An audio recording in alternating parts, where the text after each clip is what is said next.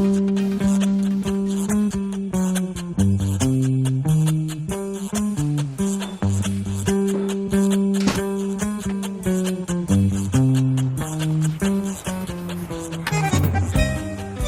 weekend, and I'm super excited. I can't wait for some fun and adventure out in the nature. I have only one issue, and that's time. I have to be back in Tehran the same day.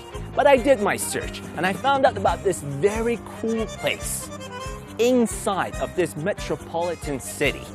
Very exciting. Join me if you want to explore this cool place too.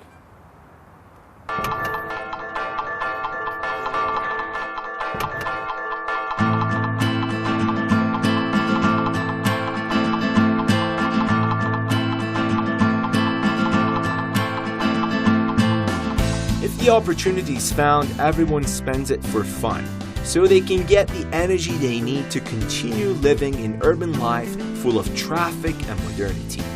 Lack of time can be one of the problems that make travel difficult.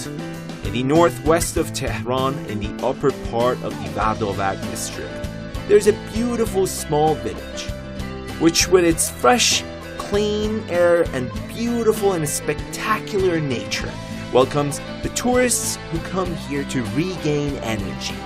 The village of Vardij.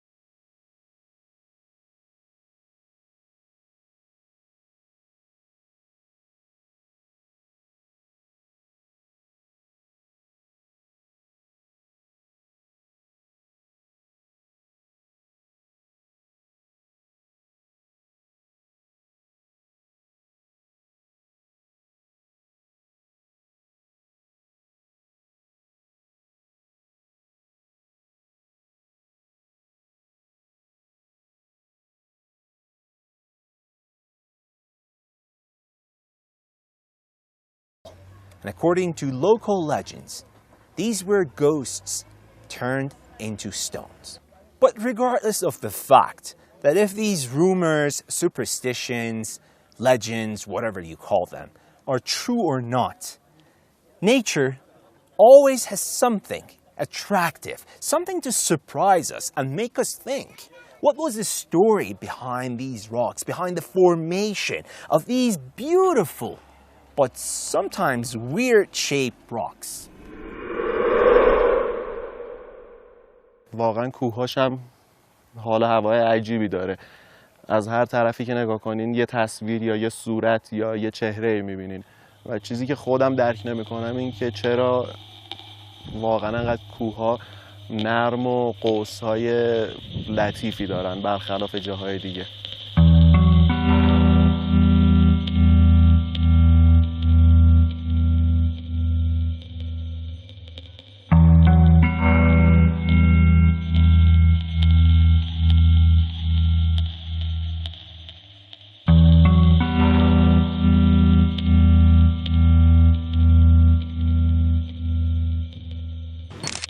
Holes which are results of hundreds of thousands or maybe millions of years of erosion. Gift of nature.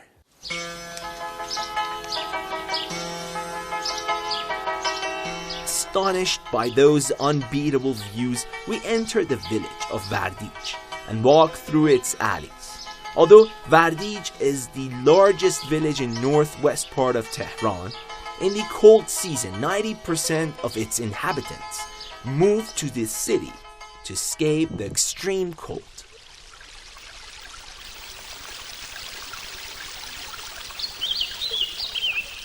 But I tell you that during the spring and summer, Vardij becomes a paradise. The route is accompanied at all times by the aroma and color of delicious and tasty fruits, such as cherries, apples, and other fruits.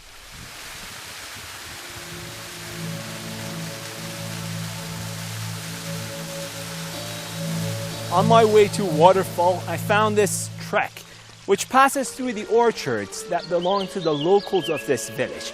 Beautiful place. It's an easy trek, half an hour, and you can bring children, family. It's something to really enjoy. This was another piece, and maybe a very small piece of our lovely country, full of natural attractions and beautiful sceneries. شهریار عظیمی for Iran.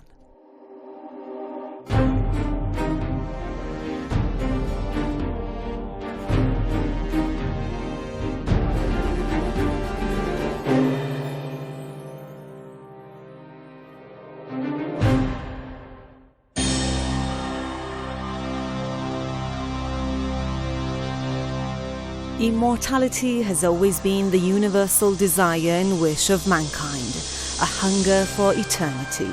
Throughout history, humans have left behind traces and marks of themselves, all to satisfy their craving for infinity. The Golpayegan county, located in the Isfahan province, is an age-old land, as old as the 6th millennium BC, that due to its desirable geographical conditions has been a suitable ground for the birth and development of different civilizations. Every bit of this land has many ancient works of art left by humankind that provide a window to the past eras of life and help us discover different aspects of prehistoric lives.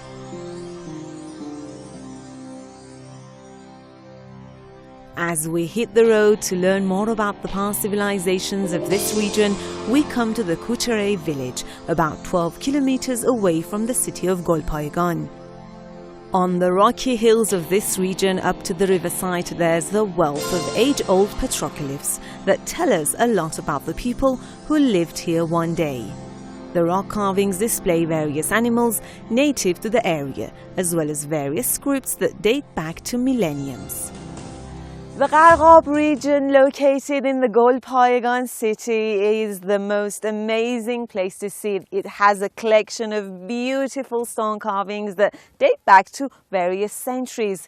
Here in this region alone, about 10,000 stone carvings have been discovered, each one reflecting the art, customs, culture, and the history of the people who lived here one day.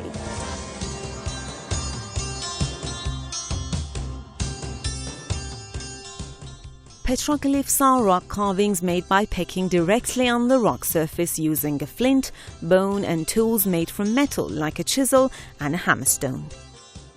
But just who were these engravers and what were their intentions? These stone carvings were mostly done by hunters, shepherds, fortune tellers and tribal chiefs, mainly to display their beliefs and emotions. Some were done to educate, some to show certain traditions, and others to express their dreams and desires. Mohsen Jamali is an expert who has spent years researching and learning more about these rock carvings. He told us more about them. این انسان سوارکار بر روی یک اسب قرار گرفته و اونو در حالت نمایش و حالت زیبایی اسب و اصطلاحاً سر و دمگیر قرار داده. در این حرکت سر اسب و دم اسب در یک راستا قرار میگیرند و یک حالت نمایشی و زیبایی اسبه.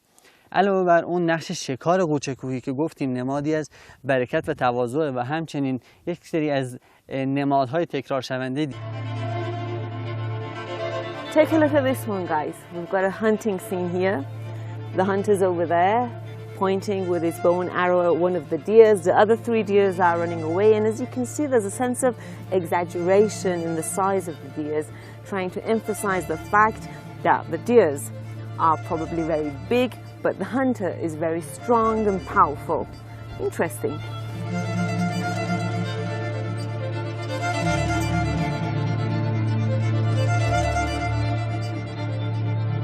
یکی از بی‌نظیرترین صحنه‌های شکار پیش از تاریخ که در آن 2 انسان شکارچی، یکی همراه با نیزه و دیگری همراه با تیر و کمان، در حال شکار بز کوهی و گور ایرانی هستند.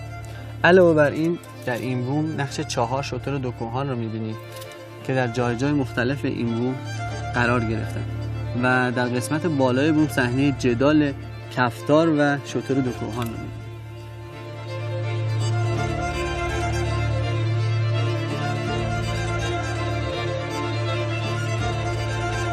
The rock carvings also display various scripts from more than 2,000 years before Christ up until a century ago. One belongs to the Sassanid era, written in the Pahlavi script about 1,500 years ago.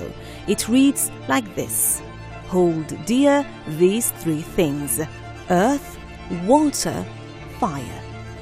Who wrote this message? What secret did he or she find in these 3 elements?